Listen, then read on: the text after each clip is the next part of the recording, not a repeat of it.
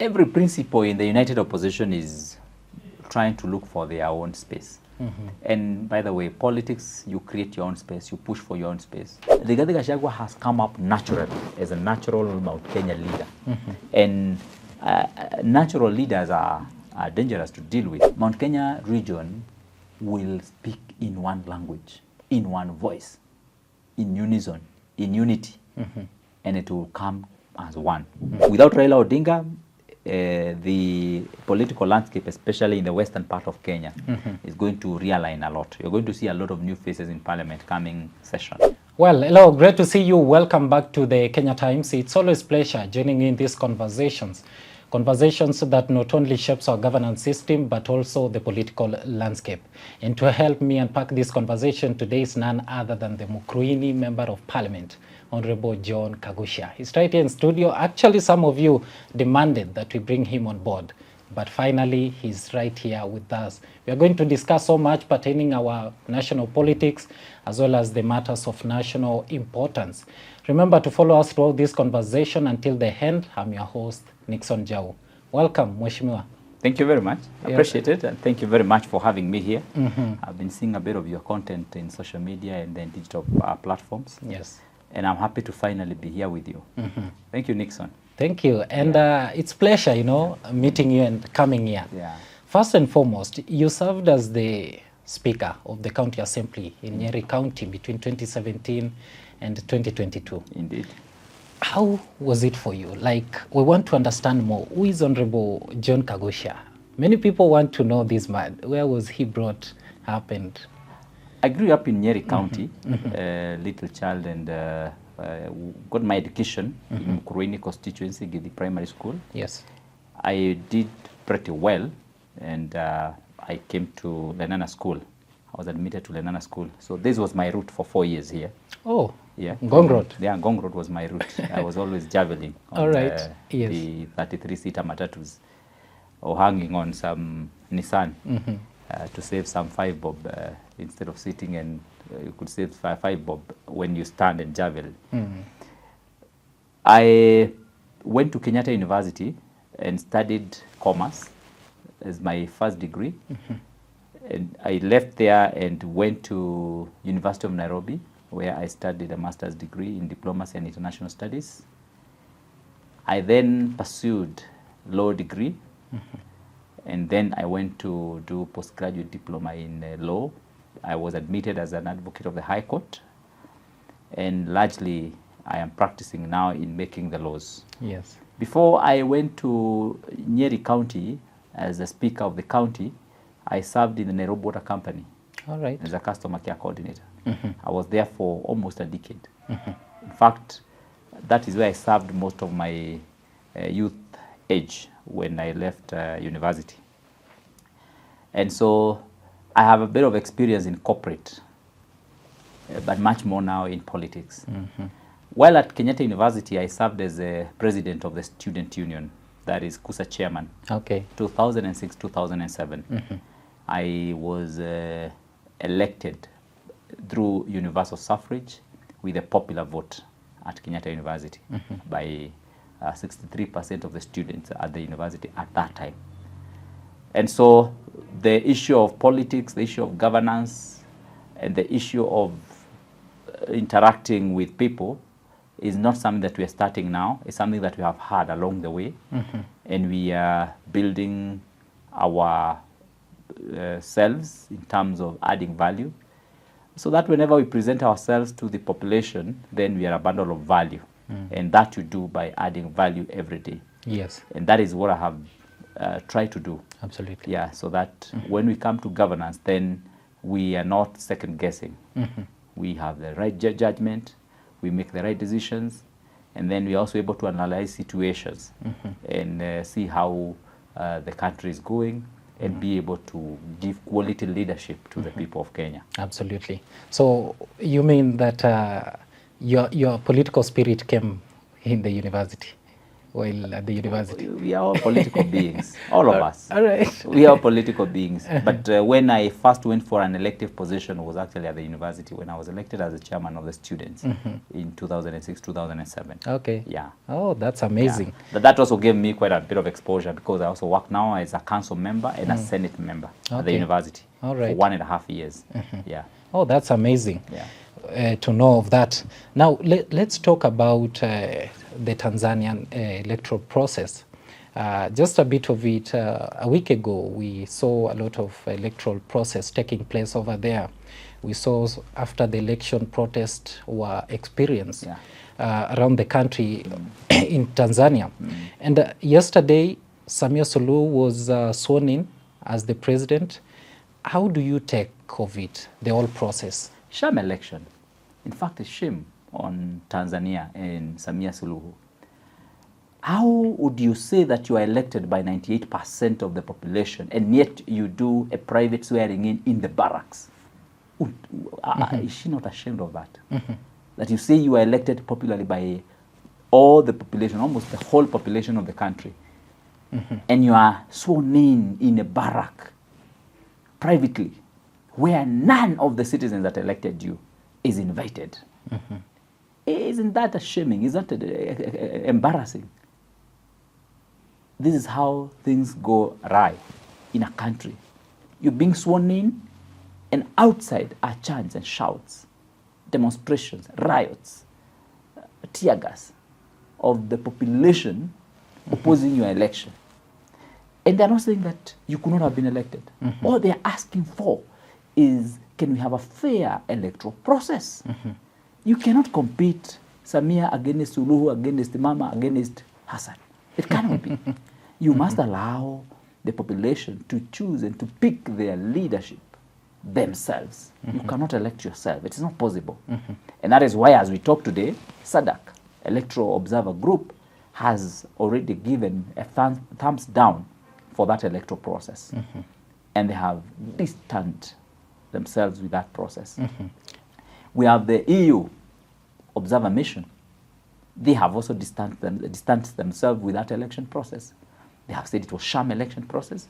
And all of them say one thing: it doesn't meet the electoral process, doesn't meet the threshold of the electoral process of democratic countries in SADC, in the world. And that is what the EU is also saying.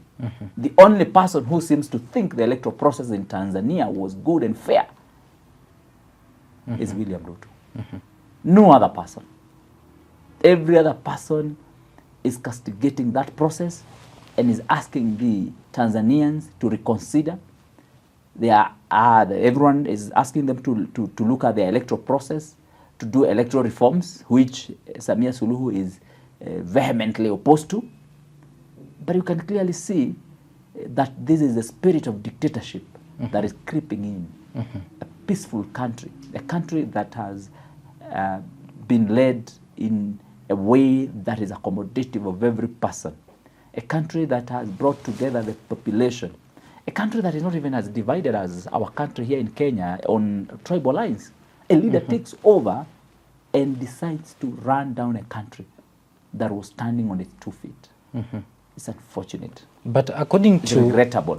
Mheshimiwa, but according to the president, now the Tanzanian president-elect, Samia Suluhu Hassan, she said yesterday when she was giving out the speech, saying that the elections were conducted in a mannerful way.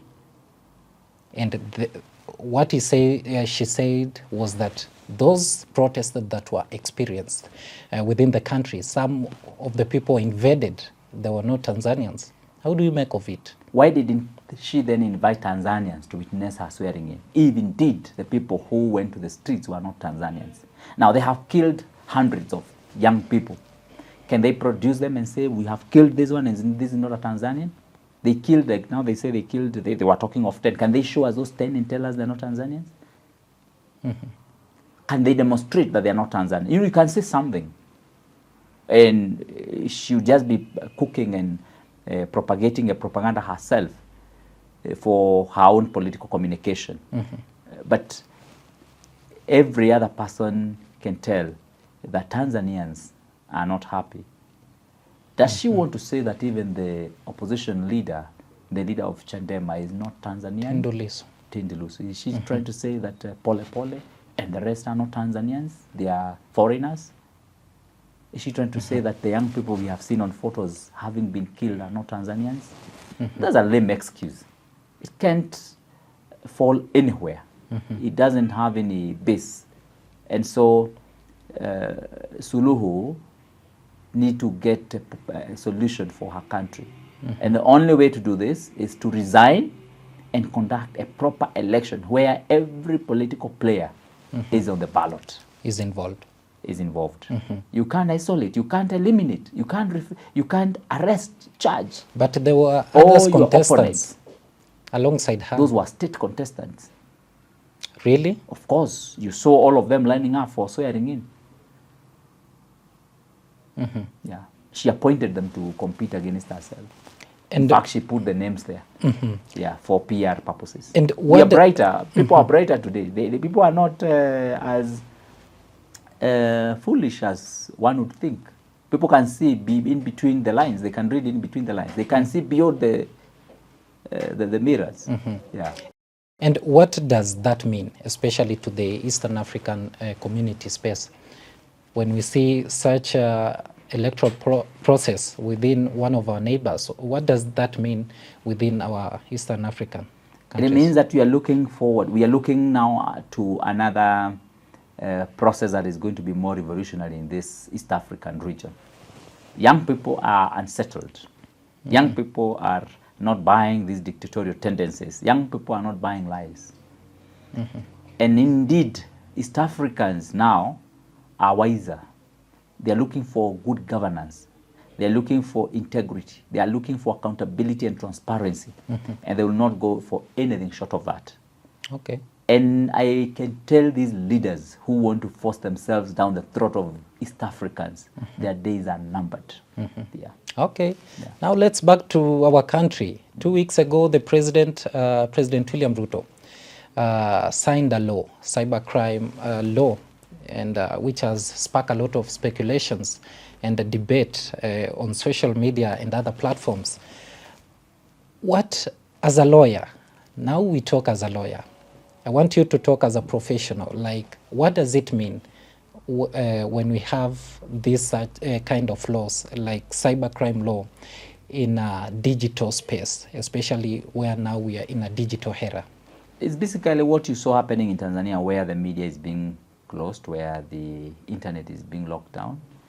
It's a very unfortunate situation, and as a country, we are not going to be standing these repressive laws that are gagging the people. We have a constitution that protects the rights of Kenyans. In fact, the rights to and freedom of expression, rights to life, and also freedom of association, freedom of religion, information, especially access to information, Article 35 of the Constitution of Kenya. These are not things that you can be able to bar. These are not things that you can be able to deny Kenyans.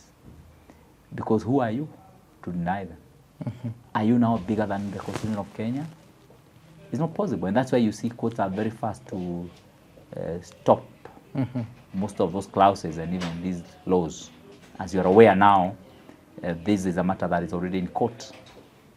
And whereas we're not talking about the merits and the demerits of the case, but the courts are already seeing the mischief in government's hand in this.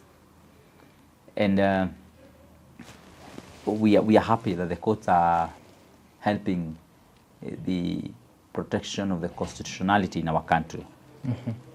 Because let alone, this government can wipe away all the constitutional gains that we have had over the years. And of course you can see the hypocrisy that we are celebrating on one side, Raila Odinga's towering history and impact in the political landscape in this country, especially by pressing for freedom of expression, pressing for new constitution.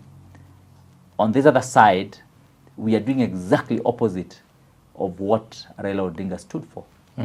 It was even most astonishing that the president could dare sign those laws after receiving the news of the death of Raila Odinga. It was astonishing. It was shocking that when you receive news about the passing on of an icon in Kenya, then first you want to run fast to go and sign those bills. Bills that were passed haphazardly in Parliament. Bills that the people who were opposed to were actually denied the platform and the voice. Their microphones were switched off through a conspiracy that we now see happening in this country. That every other institution in Kenya is being run from State House. And you want to call out these institutions, Parliament, Senate, and many other agencies of government, independent institutions like independent commissions, that today cannot do a thing unless they have had a nod from State House. And Mheshimiwa, we have seen some of the Kenya Kwanza, leaders defending this bill, and they are saying that they are putting this bill to ensure that there is order in the country in form of freedom of speech. What do you have to say? Is that the right way to go? What order is it in infiltrating someone's privacy and getting into their social media accounts and reading what they are writing? What order is that? What order is it when you say that you're going to predict the next course of action, the next action that someone wants to do, that someone wanted to cause mayhem or chaos, and now you can predict that they want to do that, and you arrest them and charge them and jail them? What offense is that in law? So what order is that? That is foolishness. You cannot call that order. What order is it to keep track and to keep content from your private conversations on your phone? What order is that? What order is it in deleting your FB, your Facebook, your Twitter account, or your any other account arbitrarily by government agencies? According to them, they are also saying that they are putting these bills to control the misinformation that is experienced, especially during this digital era. But who is misinforming Kenyans? It's the government. The biggest source of misinformation is government, because government is being run by liars. They lie to Kenyans. What is that if it is not a misinformation? Look, every day the president stands on a podium, he says, for the first time, Kenya is going to have 1, 2, 3. Have you seen those things? We've been told we are going to have so many things. For the first time, the cost of gas is going to be 300 shillings. For the first time, we'll have people going to hospitals without paying. For the first time, students are going to be in the university without paying. But for the first time, we have seen students going home for months, lecturers going for months without a pay. And the president has not uttered a word for the first time. I mean, my friend, the biggest misinformer in Kenya today is government. And really? Of course, they're the biggest misinformers. Look at the number of accounts they're also running aside misinforming Kenyans and running propaganda. But Honorable Kaguchia. But largely, what comes out of the leadership of this country is nothing more than misinformation. Honorable Kaguchia, allow me to cut you short. You are the one who championed for this government a lot. When we remember in 2022, I championed for this government then. I supported this government then. Now I don't. You were among the people who actually sold President Ruto, even within in various parts of the country. Yes, I did. But what is wrong? What is wrong now? What happened? Because I was championing the manifesto and the promises that he was giving to Kenyans. And I championed that. I supported him. But now I don't. I've realized it's all lies. Is it lies? Of course it is. Yeah. But we have seen President daily advocating, saying that as the president, I did this. I promised you Kenyans to bring you affordable houses. I have come from town to here. He said he's going to fast complete incomplete projects. I have been stuck on traffic here, on this road, Gong Road. I'm sure you pass through there every day. Absolutely. That structure was left there by Uhuru Kenyatta. Has it been completed? Has anything been done on that structure? Which, of course, is a death trap. A lot of people are hitting that block there and those concrete pillars which are erected on the middle of the road. When you are coming here to work, when the president tells you that he's going to complete that, don't you think that he ought to accomplish what he promises? Look, the road was closed at the Haile Selassie interchange for a long time. You would have imagined that an underpass for motorcade or for motor vehicles from the other side was being done. But even after closing that road for all that long, look at the product. Look at how much has been spent on that pedestrian crossing. And was that the most efficient way of doing it? Are we together? Someone just wanted to mismanage resources. It was a tender. Ask yourself, why did we have to spend all that billions of money to do that underground trench there for pedestrians when we could have done a footpath in the same place, which would have cost 10%? Why wouldn't we have used those resources now to complete the road just slightly ahead at the Gong Road? But what does the president say? We are stopping in a new project so that we first of all complete the old ones. Is that what is happening in Kenya? Even having construction going on. Ask yourself, these houses that the president is doing. The affordable houses. Those avoidable houses. It is affordable. Whose are they? Whose are they, those houses? Are you getting? He says that he has allocated 20% to this, 20% to that. And of course, when he says he's allocating those 20%, you don't even have a way to measure that. But again, we also know that they have no buyers. That's why the president is trying to look for people to buy. He's marketing them to the teachers. They're allocating them to them. They're not going to get those houses for free. Those houses are going to go at commercial rates, as you can see. And yet they are done on free government land. They are done with free taxpayers' money, but they are sold just as expensive. Ask yourself, once they are sold, why can't we use that money as a revolving fund to build other houses and we stop charging Kenyans that money from their pay slips? We've already collected so much money, now we don't even know where to take it. Why can't we now say it is enough? You leave Kenyans now to enjoy their pay slips and have disposable income. And now say how the much we have collected that we have not even used to build houses. Now we are going to use it, and whenever we sell these houses, we are going to return the money back to the revolving fund so that Kenyans can be free from paying these taxes. Why can't we do that? But Honorable Kaguchia, you are one among people who are really supporting this government. When we talk of 2023, after you guys won, why did you never tell the president that this is not possible for now? Let's do this. Because you have the direct access. Let us get it here. MP. We came in with a manifesto. Did you expect me not to support the president's manifesto? We came in with a manifesto. So when the president brings his manifesto to parliament, I was a government MP. The best thing to do is to listen to him and listen to what he's doing. And the president explained to us a lot of those manifesto points. And clearly you could see that they are good things that he was talking about that he wanted to implement. But at the implementation level, you start also questioning. Because you start seeing lies in the manifesto, in implementation. Some of the things that are not explained to you in the manifesto and some of the things that are not also explained in the programs, you see them being implemented through what we call government regulations. For example, look at SHA. A good program that any member of parliament would support. But the president is not telling you that beyond SHA and what is explaining to you, there is another component that is not being brought to you and being brought to the limelight. Which one? The system issue, change of system from NHIF to SHA. That one is not telling you about it. He's not even telling you about how much it is going to cost. Okay. So at this point in time, all of you imagine, you need 1 billion Kenya shillings or even 800 million shillings to upgrade from the NHIF to SHA system. But unto you, these guys already had their own thinking. That the SHA system was going to cost 104 billion, more than 100 times more than the money you needed to do a new system.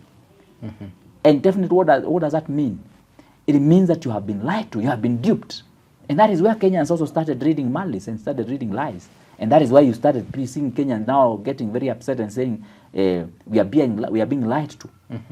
We as parliamentarians, of course, we were happy to support the president. But someone like me, on seeing those lies, I distanced myself and I said, no, I'm not going to support you again. I'm not going to run with this anymore. So I did support the president then. I do not support him now, because when what he promised, what he told me, what he told Kenyans is not what he's doing.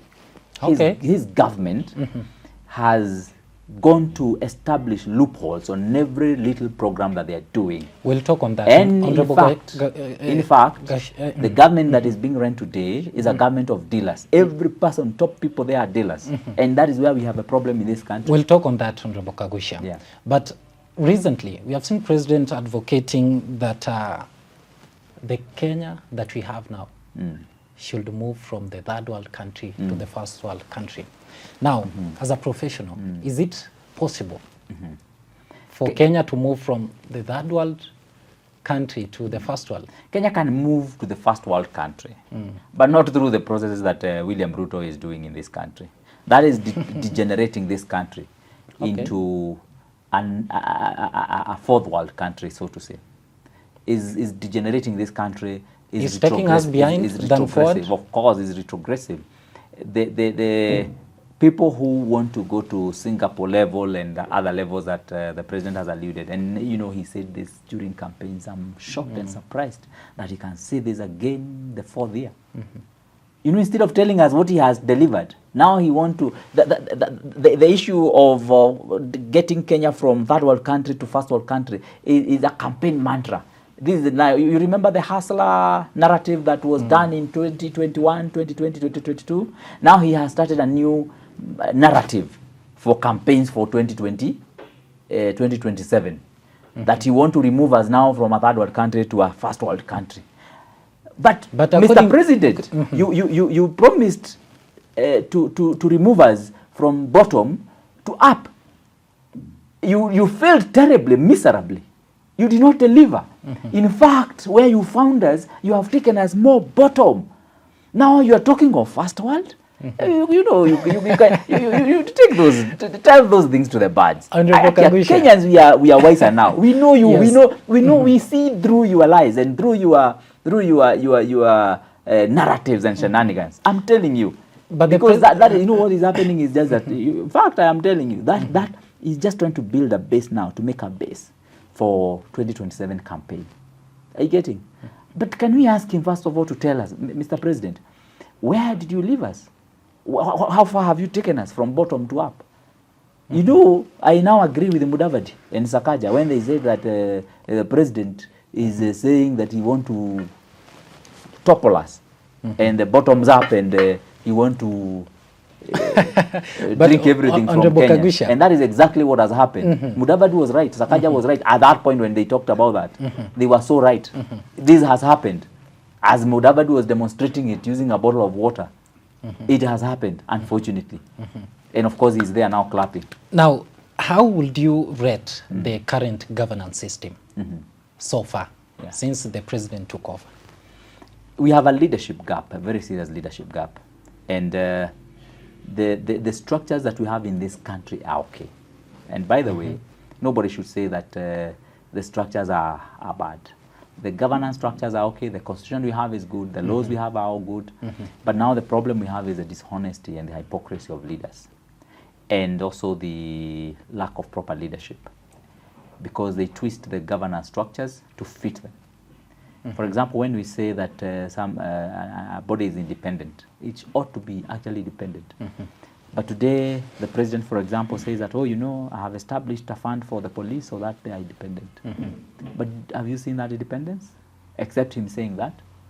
Isn't that misinformation? Is that not a lie?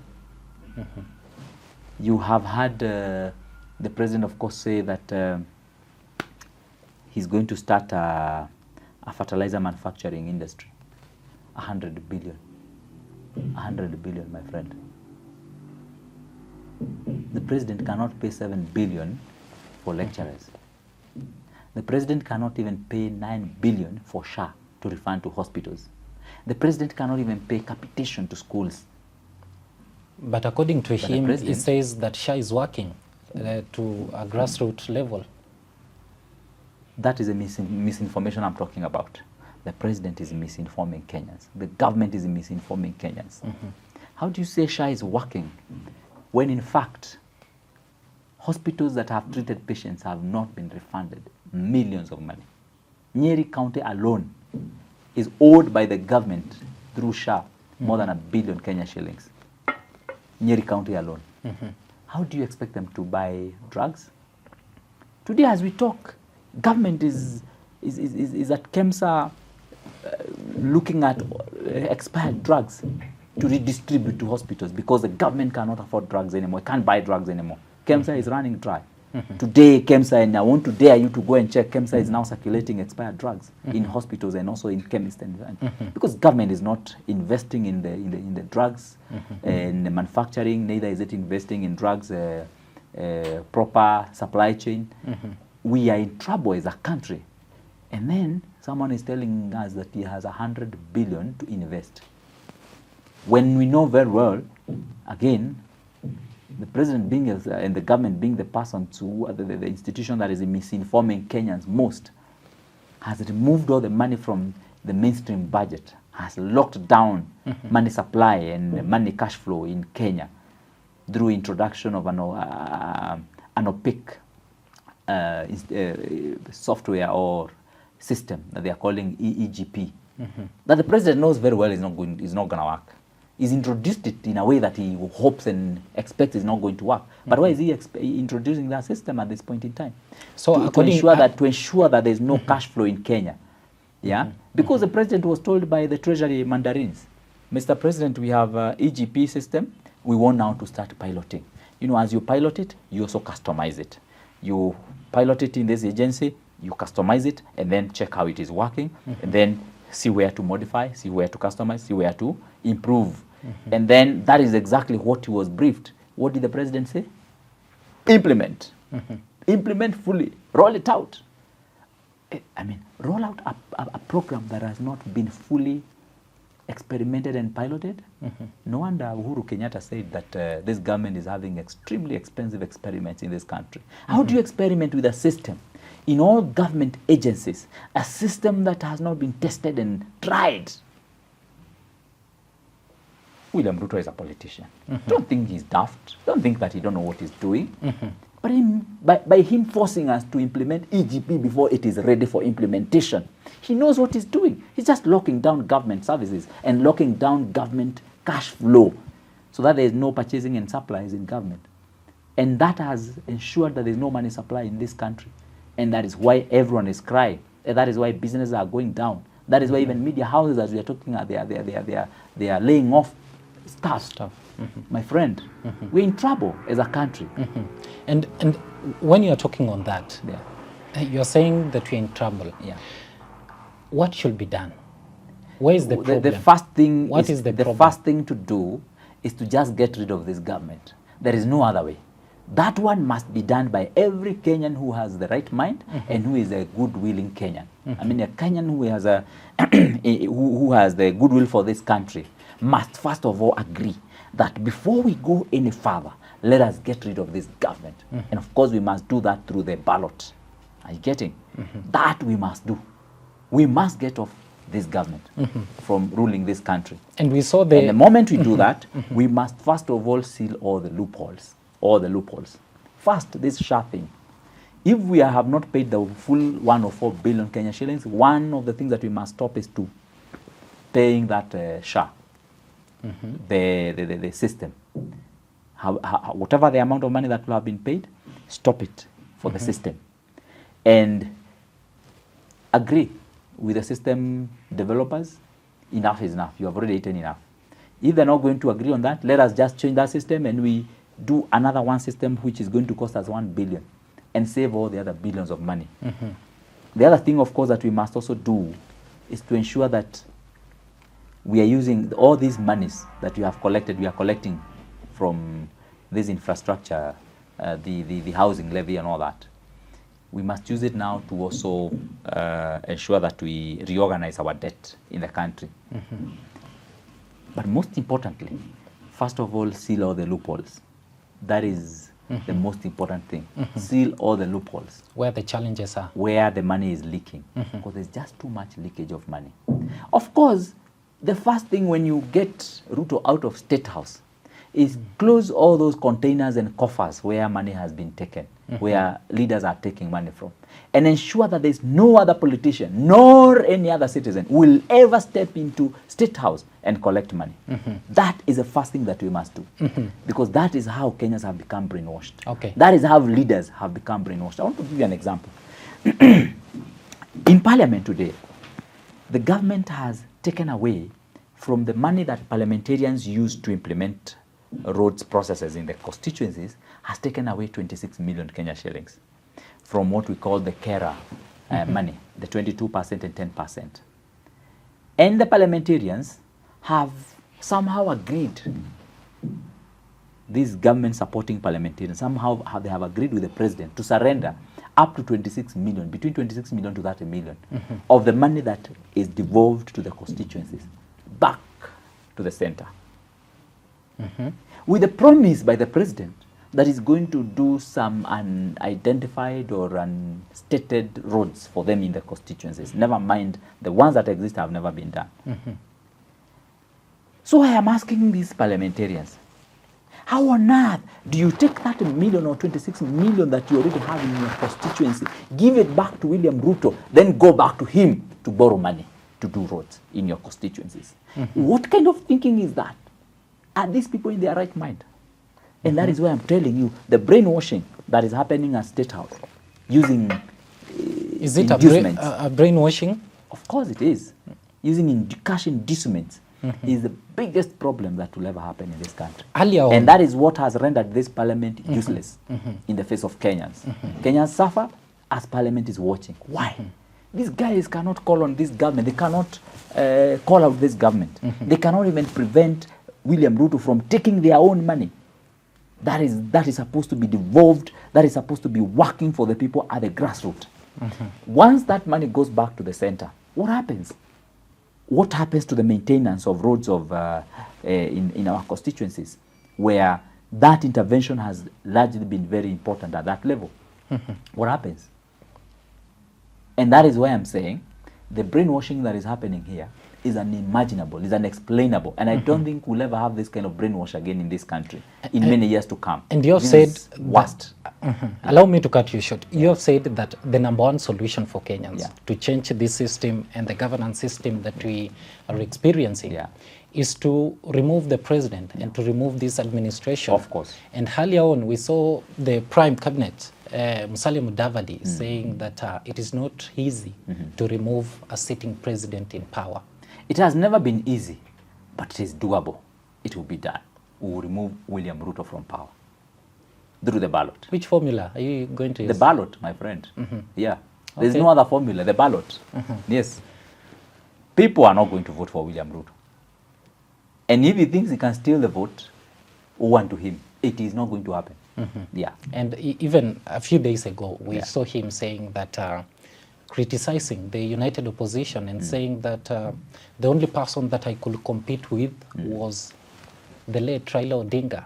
This guy, I'll finish with them early in the morning. Do you think that you, being part of the united opposition, will you manage to host President Ruto in power? What I ask William Ruto is, you look down upon the united opposition and say that you will deal with them, and you even chest thump yourself. Where are you getting that strength from? Where are you getting those votes from to oust these people? Do you think your vote is enough? The vote is not with you, my friend. People have left you and people have gone. And so this chest thumping that you're doing is useless, is in vain. In fact, Kenyans are laughing at you when you're chest thumping, saying that you're going to teach these people a lesson. People are laughing at you because they are wondering, this guy is talking alone, he's talking to himself. And then when you say that you could only compete with Raila Odinga, are you now telling us that you are enjoying and happy that now he's gone you have no one to compete with. That was really below the expectation of statements from the president. I don't think he needed to invoke the name of Raila Odinga in that manner 2 weeks after he died. I don't think that is how he ought to have done that. Okay. And that did not appear respectful. In fact, it appeared celebratory. In fact, I dare say that remark and what Mwalimu Kahiga said almost tally and seemed to be celebrating the death of Raila Odinga. And of course, many people also think that some of the people who are mourning Raila Odinga loudest are also the ones who are clapping loudest and happy that he went. It's unfortunate. It's unfortunate that we have that level of hypocrisy. So the vote is with the people, and you cannot get the vote through the processes that you're doing now. Yeah, the vote can only be found through humility and service, not just pumping, corruption, and sabotaging the Kenyan economy. That will not give you the votes, unfortunately. Yeah. And let's talk a bit about the late Raila Odinga. Where do you see Kenya without this man? Well, you see, the Raila Odinga had a very big impact in the political landscape of our country.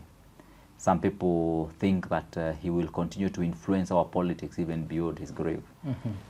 And of course, Raila Odinga was a towering figure in our nation. But you see, once he left, it is up to the ODM and his people now to organize and reorganize themselves. I hear some of them are already crying foul. They are saying that they are orphans and they want to be inherited by William Ruto. Some of them are already too willing to donate themselves to William. Of course, you can tell and you can understand the panic with some of them. It's emanating from the parasitic tendencies that they had with Raila Odinga. And now without him, it's like a big tree has been cut and has exposed them to scorching sun. And now they are all wailing and running for shelter. And some of them cannot withstand a little sun on their head. So they are crying, asking for help and for shelter and for being given a shade by William Ruto. It's not going to work. The population is going to be differently, looking at those things differently.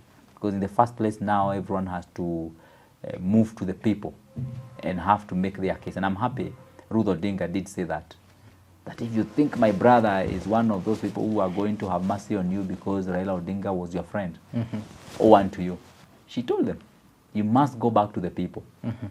So, without Raila Odinga, the political landscape, especially in the western part of Kenya, is going to realign a lot. You're going to see a lot of new faces in parliament coming session.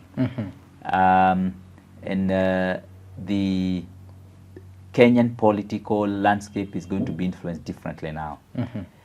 Luckily, Raila Odinga did not leave the opposition benches empty. You have had many people say, wow, we thought Raila Odinga was an opposition leader. Rigathi Gachagua is the real deal. You have had those kind of statements. Because Rigathi Gachagua has come out also forcefully to occupy that space that was left by Raila Odinga. In fact, that Raila Odinga had left before he actually had died. Because, you know, he wasn't really playing the opposition politics anymore. Absolutely. So the Rigathi Gachagua has already filled that position in a very strong way. When Rigathi Gachagua said that we have militias in Mandera, the president ran to Mandera immediately and started telling people of Mandera that, oh, you know, Rigathi Gachagua has said that you people are terrorists. By the time he was reaching back to Nairobi, the governor was crying foul. He was saying, indeed, there are militia training happening in Mandera and schools have closed. Today, when Rigathi Gachagua tells you something, you better start preparing for it. because he has quite a bit of information from government. And knowledge. So and that plays a very key role in opposition politics and helping Kenya government to be accountable to the people. So Raila Odinga has not left us as orphans. No. In that particular facet, he has there are voices that are properly, already filling that gap, at least on the opposition side. And, let's talk about now the Mount Kenya politics a bit before we conclude. You being someone from there, Mukurweini, constituency, Nyeri, the Mount Kenya region politics has shifted hugely. This is because of the influence by the former DP Rigathi Gachagua. But recently, we have also seen Jubilee Party coming up, trying to also influence the parts of the Mount Kenya region. Is this a threat to Rigathi Gachagua? Jubilee on board? Let me say this.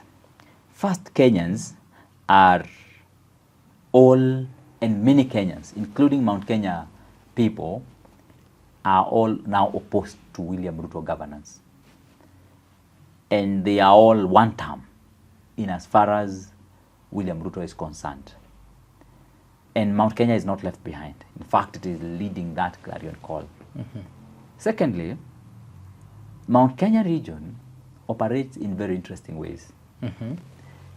When Mount Kenya is under threat, it coalesces together. Okay. And for the umpteenth time, it will do so to prove any other person wrong, whoever thinks otherwise. Some people think that because of money and all that, things can change and tilting can be done. It cannot. Mount Kenya region will speak in one language, in one voice, in unison, in unity, and it will come as one. There are some people who are hoping otherwise. In fact, the kind of investment that William Ruto has done to divide this mountain, I am sure he is also shocked that up to now, it is remaining so intact. So I guess maybe Jubilee would be the last attempt to try and have the people of Mount Kenya region divided between DCP and Jubilee. It won't work. It will not work. It won't work? It will not Even work. with the help of the former president, Uhuru Kenyatta? The former president will not help.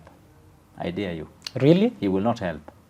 The former president will not do active politics on the ground. He might finance here and there. He will not dictate to the people where to go. In any case,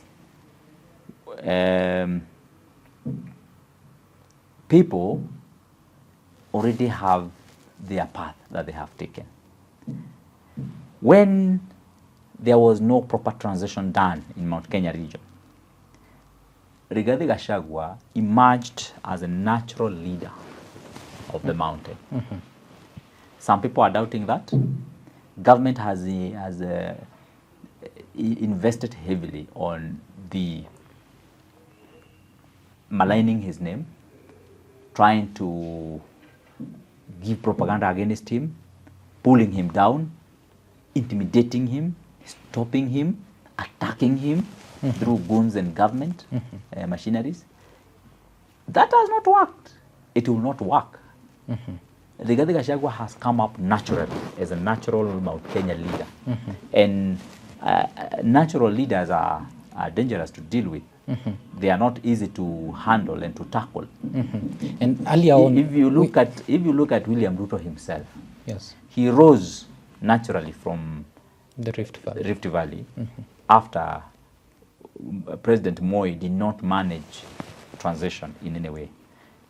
And because there cannot be a vacuum, William Ruto did occupy that space. Mount Kenya region now, you like it or not, Rigathi Gachagua has already occupied that space. And that doesn't mean that Uhuru Kenyatta is not important or is not a good person. He is important, he's a good person. But that is the reality that is there. That Rigathi Gachagua has naturally occupied that that level and that ground. Okay, and earlier on, we saw that some of the people, Yeah. some of the leaders from the DCP party criticized, Jubilee, saying that there are red wheelbarrow brought by President William Ruto to bring confusion. Yeah. And even recently, we have also seen that Fred Matiang'i is not so much involved within the united opposition in various rallies. How do you have to say on that? And many people have bring these speculations that maybe Fred Matiang'i is not favored by other principles within the united opposition. Every principle in the united opposition is trying to look for their own space. And by the way, politics, you create your own space, you push for your own space, and you create your own movement and your own level of respect. So every opposition leader, as we talk, is trying to maneuver to create their own space. Rigathi Gachagua has done so, has by and large succeeded to bring together Mount Kenya region. Kalonzo Musyoka, by and large, he has a base that he has, and is also pushing for the region. National appeal.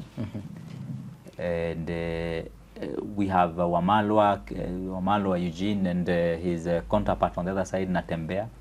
They are creating their space. We have Matiang'i, who is also trying to create his space. Sometimes, though, he imagines that he can also create that space within Mount Kenya region, away from Gachagua. Well, of course, he will be in shock. He will be in shock based on that, and the issue of Mount Kenya will be a bit tricky for him to go that direction. Really? But you see, it is his right to try and create his space anywhere, everywhere. Anywhere he wants. Yeah. So eventually, when it comes to agreeing on who is going to be the flag bearer of the united opposition, you will come on board with whatever space you have, with whatever political muscle you have. Yeah, but I can tell you the one for Mount Kenya region is out of reach for him. Okay. Yeah. And many political analysts, as we conclude, have analyzed that, Rigathi Gachagua, any person who Rigathi Gachagua will support might be in a good position to take over. And we have seen some of the Jubilee members criticizing Rigathi Gachagua, saying that he's not comfortable with Fred Matiang'i. You want to isolate Fred Matiang'i within the united opposition so that he supports Kalonzo Musyoka. Well, I don't think so. I don't think so. Any person will have to fight for their own good relations with each other. Okay. So when meetings are called, you have to attend. You can't say that you are being isolated if you don't attend. Where people are gathering and they're doing rallies, you need to be seen there, you need to be there. So I don't think there is any person who is isolating the other.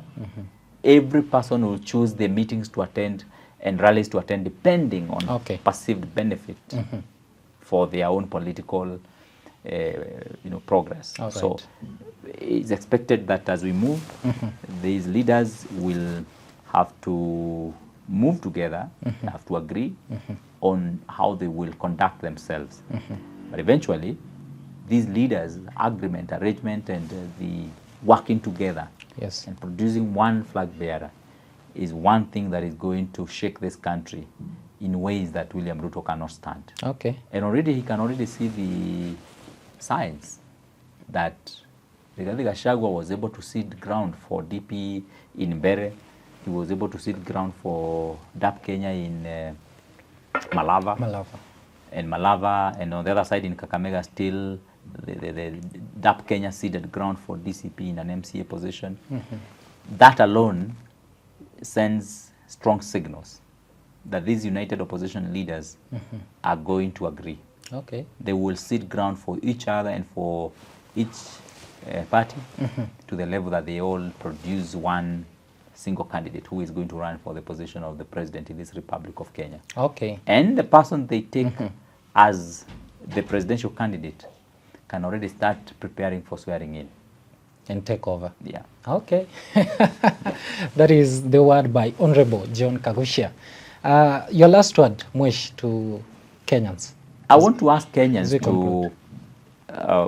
to maintain peace and also to remain vigilant, focused, and to put government to task and to accountability. This is our country, and we're not going to be leaving it in the hands of a few people who thinks that they own this country. Not at all. As Kenyans, we must remain vigilant. We must focus and ensure that we push leadership into accountability.